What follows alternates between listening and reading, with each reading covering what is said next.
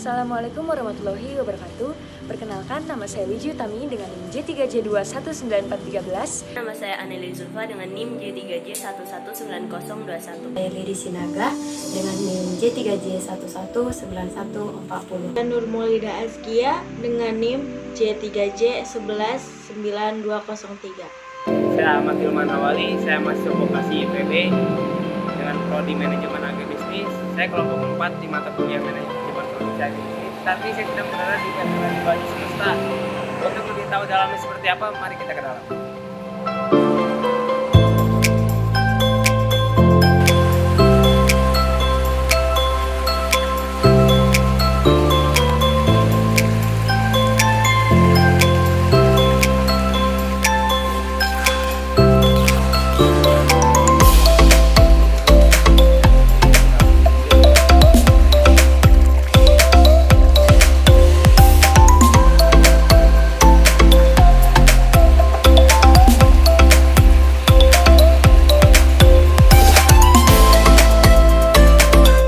Warahmatullahi wabarakatuh. Saat ini saya sedang berada di PT Laju Banyu Semesta dengan Mas siapa, Mas? Nanda. Mas Nanda.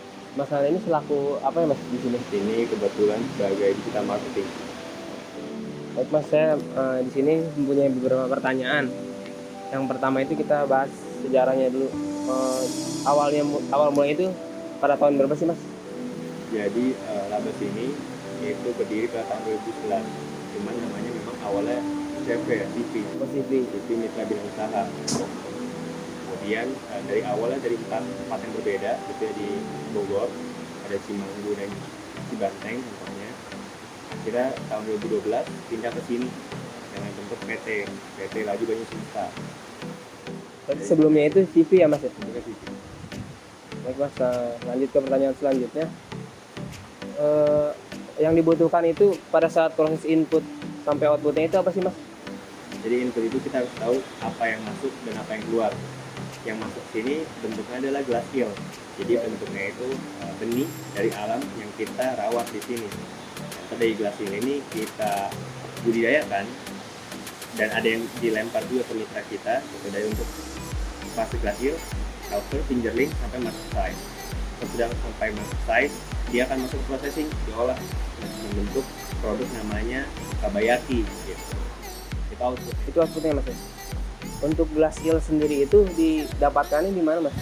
Jadi kalau glass eel ini ada beberapa tempat ya. Kalau misalkan di Pulau Jawa, contohnya di Pelabuhan Ratu. Kalau misalkan di luar Pulau Jawa, ada di Palu misalkan, di Sulawesi. Oke. Selanjutnya, bagaimana proses perawatan pemeliharaan ikan sidap tersebut, Mas? Mungkin hal-hal yang perlu diperhatikan. Kalau diperhatikan, sebenarnya perlu diperhatikan, mulai dari pakan gitu ya.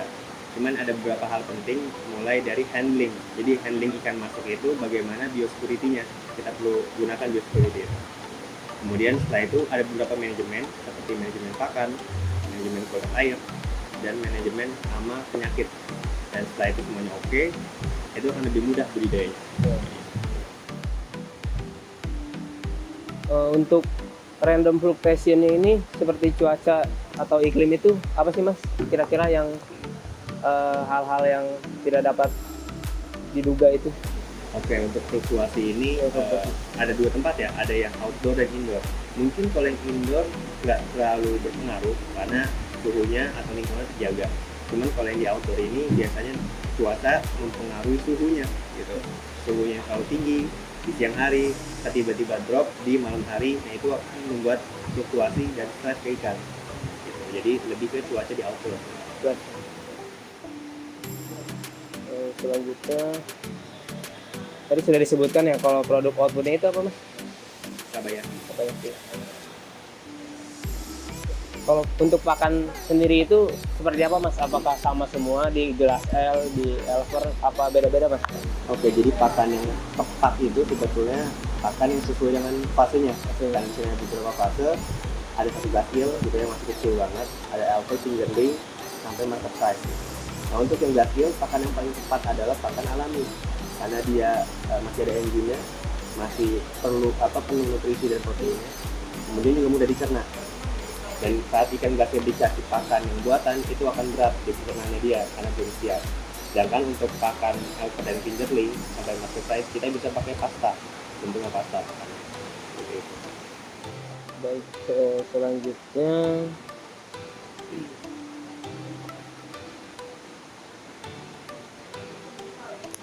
dalam kondisi pandemi ini Mas, apakah permintaan sama seperti sebelum pandemi Mas?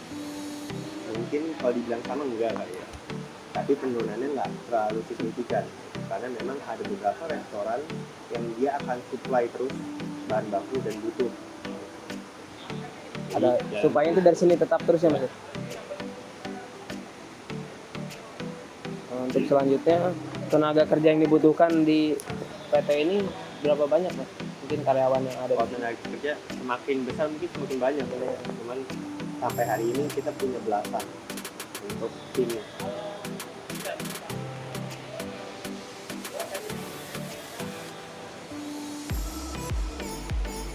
Untuk teknologi sendiri dalam budidaya ini apa sih Mas? Oke, untuk teknologi kita tidak memakai yang terlalu canggih maupun sederhana, tapi maksudnya ini adalah sederhana gitu. Karena niat kami juga di sini bisa aplikasikan di masyarakat yang mungkin semuanya belum tentu bisa pakai yang canggih. Di sini kita akan coba dalam bentuk sederhana menggunakan sistem SARS atau resirkulasi. Jadi seperti pada umumnya, cuman lebih intensif. Ya.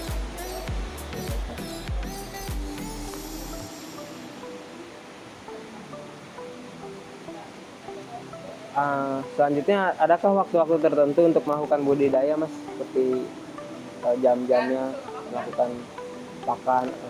Oke, kalau yang dimaksud adalah waktu bagaimana manajemen yang baiknya, pasti ada. Misalkan kita juga sini punya SOP. Jadi SOP-nya misalkan pagi dan di sore hari itu untuk makannya gitu. Misalkan ada jadwal grading, itu hari keberapa, itu kita udah sesuaikan di SOP. Dan itu harus berjalan.